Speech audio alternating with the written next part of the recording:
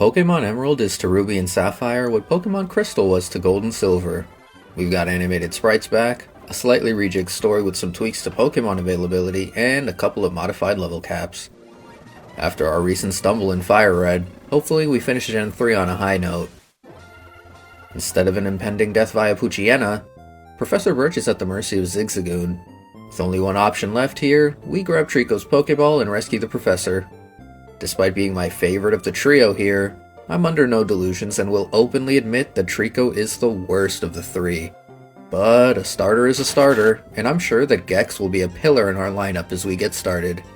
In keeping with traditions, we level up once and head to Route 103 to battle May. A crit ends this battle early, and upon returning to Birch, we receive our Pokédex and Pokéballs and the run is on. We catch Bonsai the Poochyena on Route 101, Zags the Zigzagoon on Route 103, and Pirouette the Ralts on Route 102 before briefly training and moving on to Petalburg. Wally once again requires our aid in his efforts to catch Ralts, and before we can enter Route 104, we're introduced to Scott. Scott's a talent scout and runs the Battle Frontier, so his appearances ultimately don't matter to us this time. Once he departs, we're able to enter Route 104 where we find and catch Peekaboo the Marill. As we progress through Petalburg Woods, our shroomish-loving Devon employee is accosted by a Team Aqua grunt. Team Aqua and Magma will share screen time as the antagonistic force in our journey, both trying to achieve their goals of reviving the Super Ancients. Gex makes short work of this grunt's Poochyena, and we catch Onion the Shroomish before moving on. Gex takes on Rusboro's gym trainers and we move on to Route 106, catching Skyla the Talo before training to the Cap to challenge Roxanne. Gex's Absorb is an OHKO on both Geodude, and her Ace Nosepass is up next. Absorb doesn't do nearly as much, and thanks to an Oran Berry and some potions, takes several hits to knock Nosepass out. Gex ends up evolving into Grovyle as we receive the Stone Badge, and the level cap increases to 19. The Aqua Grunt's final Gambit is foiled as we rescue Pico and retrieve the Devon goods. We then receive our quests and get into a battle with May before we can head off with Mr. Briny. Skyla's Wing Attack OHKO's Lotad and 2-hit KO's Torchic for an easy win, and we get to sailing the high seas to Dewford. Pirouette and Skyla immediately get to work taking out the gym trainers. We then head to the Granite Cave, finding and catching Gerald the Sableye and delivering the letter to Steven. Peekaboo evolves into a Zoomeril as the team trains and hits the cap ahead of our battle with Brawly, and we quickly get it underway. Skyla takes the lead, and Wing Attack OHKO's Machop and Meditite. Makuhita manages to live the Wing Attack and gets a bulk up in before using its Citrus Berry, but that isn't enough to stop the second hit from netting the KO and ending the battle. With the level cap increasing to 24, Mr. Briny sees us safely to Slateport and the team continues to grow. Pirouette evolves into Curlia on the beach and we head to Route 110 where we find and catch Sparky the Electrike. We then get our next scuffle with Team Aqua underway, and after taking these grunts out, are introduced to Archie. After at first mistaking us as being part of Team Magma, he shares his goals with us and we run into Scott again before moving on. Sparky works to catch up as the team trains, and we're eventually challenged by May again. May's Wingull lands Supersonic on Pirouette as I pivot, and then it does it again to Gex before Pirouette finally comes back and gets the KO with Confusion. I get Skyla to deal with Lombre, and a crit Wing Attack also takes her Combuskin out for the win. Before long, we make it to Mauville, give Wally a reality check, grab a bike, the coin case, and continue the grind against the trainers surrounding the city. Skyla evolves into Swellow, but is replaced on the roster as we catch Evangeline the Ilomise on Route 117. A Swellow has no place battling an Electric Gym, and I want to save the Talo line for later anyway. Training continues until the team is ready to battle Watson, but before making the attempt, we go gambling! Now that we've grabbed a bunch of useful TMs, we challenge Watson. Gex starts in the lead position and uses 4 Fury Cutters to take Voltorb out, carrying the momentum built up to KO Electric with just 1. Magneton shrugs the 6th Fury Cutter off and we're paralyzed, so I pivot into Gerald. Fake Out and Nightshade are able to take Magneton out, leaving the ace Manectric to contend with. Manectric starts howling a ton, but I'm able to use Gerald and Evangeline's synergy to make some serious headway. Nightshade chips away at it, and when Gerald is low, Evangeline's Wish can bring Gerald back up to speed. Watson's Super Potion undoes most of our progress, so I end up bringing Sparky into Paralyze with Thunder Wave before playing the pivot game and ultimately getting the KO with one last Nightshade. Manectric makes for a brutal battle, but we managed to come out on top without a death thanks to some good planning and not panicking. I'll try to keep that up. The level cap increases to 29, and we start to make our way up to Mount Chimney, catching Helen the Numel on Route 112. Team Magma blocks access to the top, so we have to take the long way around, catching Steam's Torkoal in the fiery path and gaining tons of XP on the way to Fall Harbor. We accidentally kill our Slugma encounter on Route 113, whoops. But Sparky evolves into Manectric once we make it to Route 114, and we catch Kappa the Lotad here too, so that's nice. Team Magma makes off with the meteorite they steal from Cosmo and Meteor Falls, and Team Aqua gives chase, leaving us free to follow them up to the summit of Mount Chimney. Two Magma Grunts team up to double battle us, easily dealt with between Gex, Helen, and Peekaboo, and Gerald takes point to battle the admin Tabitha. Gerald easily takes out Tabitha's Numel, Poochyena, and Zubat, and Peekaboo finishes the final Numel off. Sparky then leads in a battle with the Team Magma leader, Maxie. Spark is a 2-hit KO on Mightyena and an OHKO on Zubat. When Camerupt is sent out, Peekaboo's Bubble Beam is a clean OHKO, averting that disaster. With them dealt with, we finally enter Lava Ridge and lead with Peekaboo to take its gym trainers on, train, and challenge Flannery. Bubble Beam OHKO's Numel, Slugma, and Camerupt before the Ace Torkoal is sent out, taking 2 more Bubble Beams for Badge 4. Badge number 5 is immediately up for grabs now, so we quickly train up wherever we can before challenging Norman, with Pirouette evolving into Gardevoir. And it's the newly evolved Pirouette that leads in our battle. Psychic is an OHKO on the opening Spinda and Vigoroth that follows it up. Slacking is sent out next, so I send Gerald in, taking no damage from Slacking's Facade. I then use Toxic and alternate between Detect and Feint Attack to slowly chip away at the Titan. Norman sends in his Linoon next, and it sets up with Belly Drum, unable to actually attack the Ghost-type Gerald, and eventually falling to Toxic Chip and Feint Attack for Badge number 5. We use our freshly acquired Surf to cross Route 118 and pick up the Good Rod. Using the Rod, we find and catch Crap the Magikarp on Route 111, Squiddy the Tentacle on Route 118, and Jaws the Carvanha on Route 119. Jaws is the final addition to the team, taking Peekaboo's place. I'd much rather save Azumarill for the physical special split, where it can wreak havoc with its huge power ability. Coming in so late at only level 11, Jaws holds onto the XP share to catch up as we make our way to the Weather Institute. Helen evolves into Camerupt as we get there and deal with Team Aqua. We make mincemeat of the grunts as usual, and quickly get into a battle with the admin, Shelly. Pirouette's Thunderbolt OHKO's Carvanha, and after Gerald is nearly killed by it, Gex takes her Mightyena out. Following Team Aqua up is a battle with May. Pelipper uses Protect turn 1 to avoid it, but Pirouette's Thunderbolt KOs right afterwards. Psychic OHKO's Combuskin, and Gerald takes Lombre out for the win. Scott makes an appearance again to point out how salty May seemed after her defeat at our hands, and we move on to Fortree. It's subtle, but this addition is good in at least helping further characterize May. Jaws evolves into Sharpedo as training continues, and we challenge Winona. Helen leads and uses Rock Slide to OHKO Swablu, and Pirouette takes over for the confused Sparky to KO Pelipper with T-Bolt. Helen comes back out and uses Flamethrower to KO Tropius, who sets up the sun and hits us with Solar Beam, and Flamethrower OHKO Skarmory right after. I send Jaws in when Altaria is sent out, and after tanking Earthquake, Ice Beam OHKOs. The team continues to grow as we head to Lilycove City and challenge May one last time.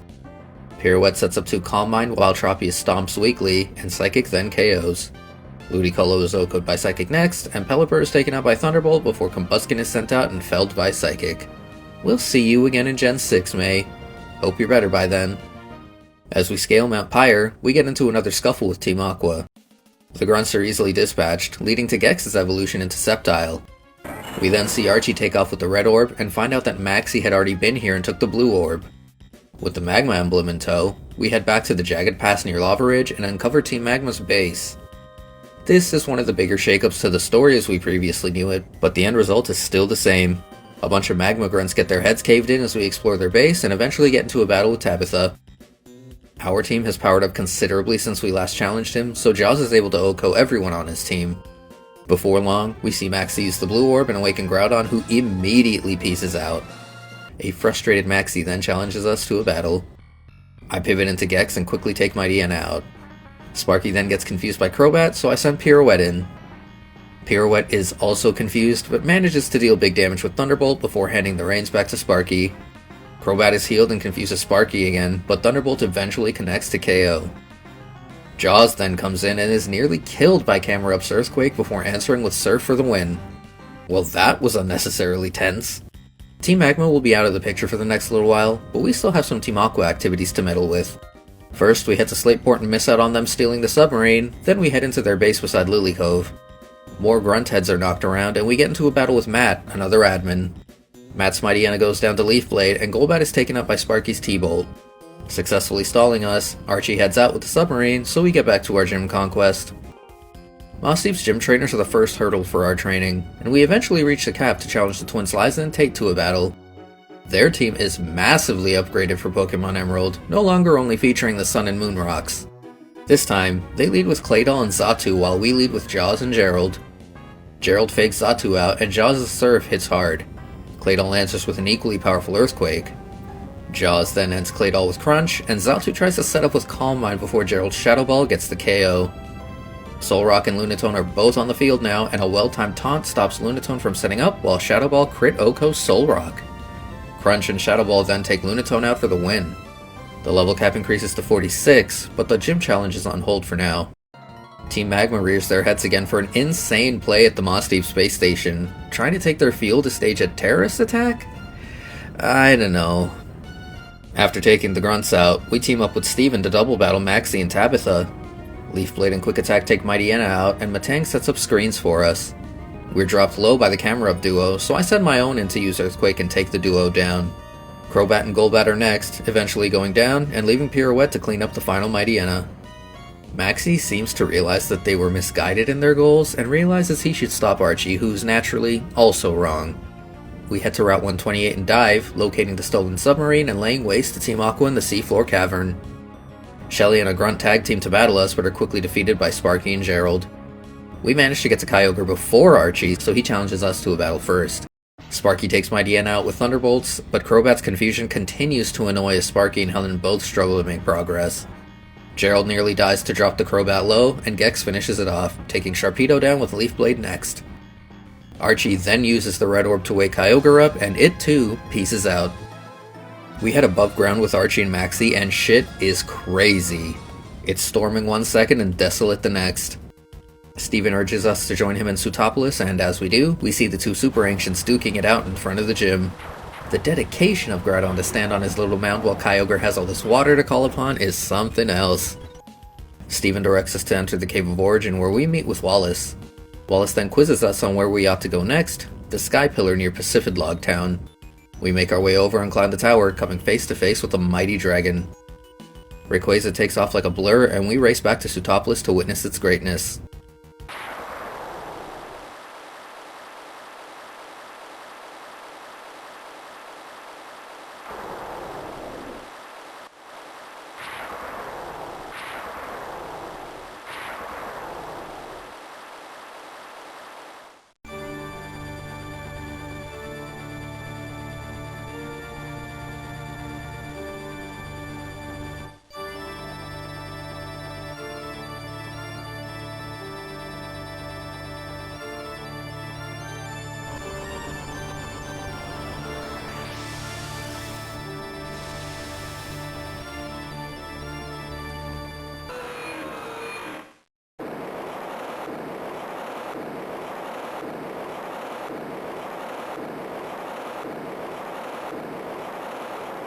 Rayquaza then tells them to knock it off, and they leave. Problem solved. It seems anticlimactic, but in the early 2000s, this cutscene was next level to my kid brain. All that's left to do now is train and battle the final gym leader. Once the grind is complete, we challenge Juan to a battle. Gex leads in Leaf Blade Oko's Love Disc to start. Celio goes down in one as well, and a crit Leaf Blade misses out on an Oko against Kingdra. Bummer. Kingdra uses Double Team and is healed up. Two more Leaf Blade fail to KO, and Kingdra uses a rest and then freezes us with Ice Beam. Sparky can't take it out either, so I send Gerald in to try and Toxic Stall. This is nullified by Rest again, so I send Pirouette in, who is able to set up with Calm Mind and eventually KO with Psychic. Crawdon goes down to Thunderbolt, and Whiscash is taken out with one last Psychic, ending the battle. Kingdra could have ended the leg early, so I'm glad we were able to win there. It's time to head through Victory Road. Instead of waiting to do so at the end of the cave, Wally approaches us right at the start for our last battle. Jaws gets the battle started by taking Altaria out with Ice Beam. Ice Beam just misses out on Roselia, who answers with Toxic. After a full restore, Ice Beam rolls higher and takes Roselia out.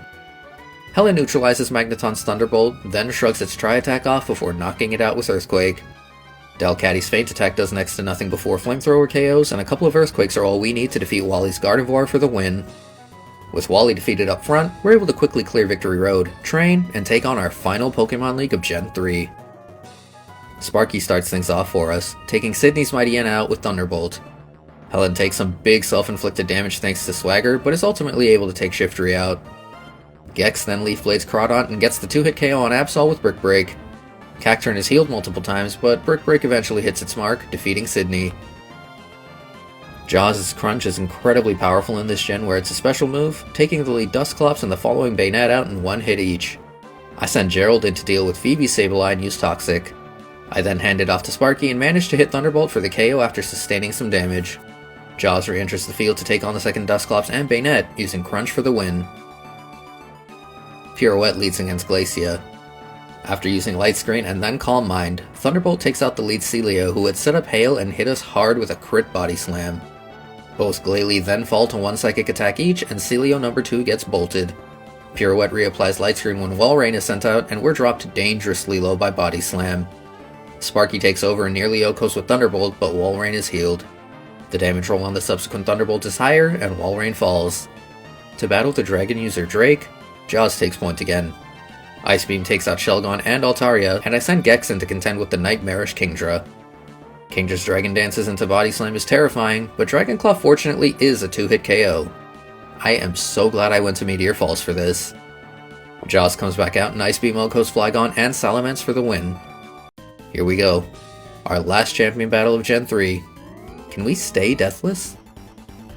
Entering the room, we find not Steven, but Wallace standing before us. This was always a disappointing replacement for me personally, because we end up battling 2 water-focused trainers. Nevertheless, Gex leads to take the water user on, and gets a crit Oko to start on the lead Wailord.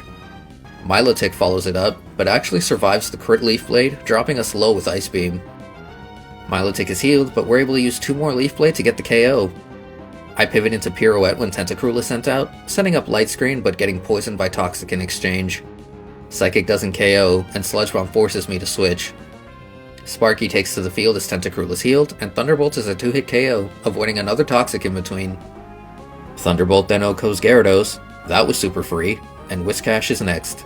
As it uses Amnesia, I send Gerald in to Fake Out and use Toxic. Whiscash continues to set up, but Gerald can power through until Earthquake leaves us with little HP. I ultimately send Gex back in on a turn I know Wallace will heal up, and get another crit Leaf Blade for the KO. Wallace's final Pokemon is Ludicolo. I send Jaws in as it uses Double Team. Crunch does decent damage, but Giga Drain connects, offsetting that damage and killing Jaws. Oh man, I think I forgot about the partial Grass typing in the heat of battle. That was such a massive misplay. Following the death up, I send Gerald in, landing Toxic before Surf kills our second Mon. This is starting to look like a throw, isn't it?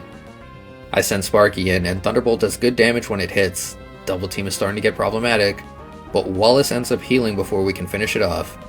Sparky is able to beat the odds and hit 3 more times to take Ludicolo out, wrapping this leg up with 2 deaths added to the tally right at the last second. And that's the end of Gen 3! I think we succeeded in overriding the abysmal performance of Fire Red with this solid lineup of Pokemon, and the deaths we incurred are solely my own fault. Our victory here adds the Trico, Ralts, Electrike, Numel, Carvanha lines, and Sableye to the ban list, but our surviving 4 have one more battle to attempt. Steven may not be acting as champion in Pokemon Emerald, but he can still be battled, and after grinding everyone to a whopping level 78, battle him is exactly what we do. One last post-game challenge to round out the gen. Sparky leads and Thunderbolt is an Oko on Skarmory.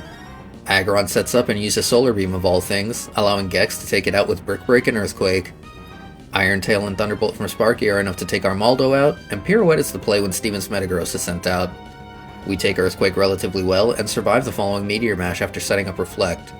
With Reflect up, the combination of Psychic and Earthquake isn't enough to KO Helen, and we're able to eventually KO with Flamethrower. These damage rolls make everything so much more stressful than they need to be. Gex comes back out and takes Claydol out, and Cradily does its best to hang on, but Gex takes it out as well, meaning we've beaten Steven with no further deaths added to the total.